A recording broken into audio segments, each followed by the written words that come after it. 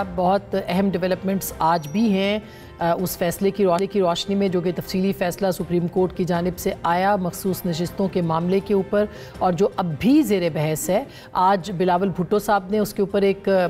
Bar council से या peoples lawyer forum से खिताब किया कराची में, और उसमें उन्होंने एक ले डाउन किया है एक पूरा फार्मूला जो कि नई वफाकी आइनी अदालत से मुतालिक है, और साथ में ये भी कहा कि ये आइनी अदालत मजबूरी है, ज़रूरी है। ऐसा क्यों ज़रूरी है, इसकी क्या मजबूरी है, इसके ऊपर कंसल्टेशंस होंगी, कंसिडरेशंस होंगी, डेलिब्रेशंस होंगी, ये बहुत सारे सवालात हैं और उसके लिए कितना वक्त है इसके ऊपर हम बात करेंगे। क्या कहा बिलावल भुट्टो साहब ने वो आपने सुना, और इसके साथ साथ उन्होंने ये भी कहा कि वफाकी आइनी अदालत के रोटेशन होगी और मुख्तलिफ जो सूबे हैं वहाँ से सरबराहान जो आएंगे। अलबत्ता जो उम्र का मामला है उसके ऊपर उन्होंने कहा कि इसके ऊपर अभी बहस हो सकती है और ये बात आगे जाके मुतनाज़ा हो सकती है। JUIF के साथ भी कंसल्टेशन की उन्होंने बात की है, और अब जब इसका फार्मूला सामने आएगा तो ही जो मामलात हैं वो सामने आ सकेंगे। इसके साथ साथ अगर आप देखिए कि मखसूस नशिस्तों के हवाले से इलेक्शन कमीशन भी आज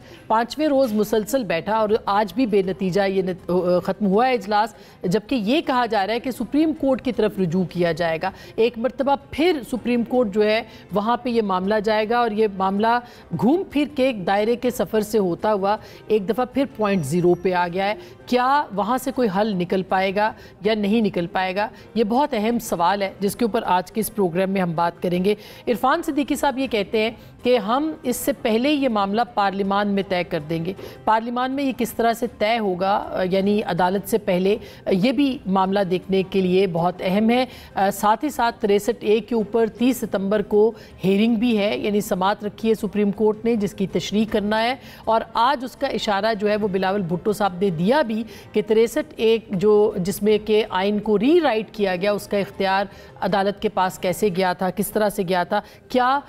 इसके ऊपर वाकई कोई ऐसी शिक निकल आएगी कि जिससे हुकूमत को एक कंफर्टेबल वोट मिल सके जो कि आगे जाके उनकी आइनी तरमीम की राह हमवार कर सके, जिसका इशारा कल इमरान खान साहब ने अपनी गुफ्तगू में भी दिया। और दूसरी तरफ आज इमरान खान साहब जो हैं उन्होंने मंसूर अली शाह साहब के साथ वो खड़े हुए हैं, उन्होंने उनकी तायीद की है और ये कहा है कि हम अदलिया के साथ एहतजाज उनके साथ उनके हक़ में जो है वो बाहर निकलेंगे और जुमेरात को एहतजाज करेंगे। फिर उन्होंने एक पूरा अपना स्केड्यूल भी दिया है कि जिसमें कि एहतजाज भी है, जलसे भी हैं, और 5 अक्टूबर को मीनार पाकिस्तान पे जलसा है और लियाकत बाग के अंदर भी उससे पहले जलसा है। तो होने क्या जा रहा है, किस तरफ मामला जाएंगे, ये बहुत अहम मामला हैं, ख़ास करके 63A के हवाले से इसके ऊपर बात करेंगे। या अफरीदी साहब ने एक बहुत आज उन्होंने जो अपने फ़ैसला उनका मंजर आम पर आया उस पर उन्होंने बहुत अहम जो इख्तलाफी नोट है वो लिखा है। उन्होंने कहा सुन्नी इत्तेहाद कौंसिल मखसूस नशिस्तों के हुसूल के लिए आइनी तकाज़ों पर पूरा नहीं उतरती,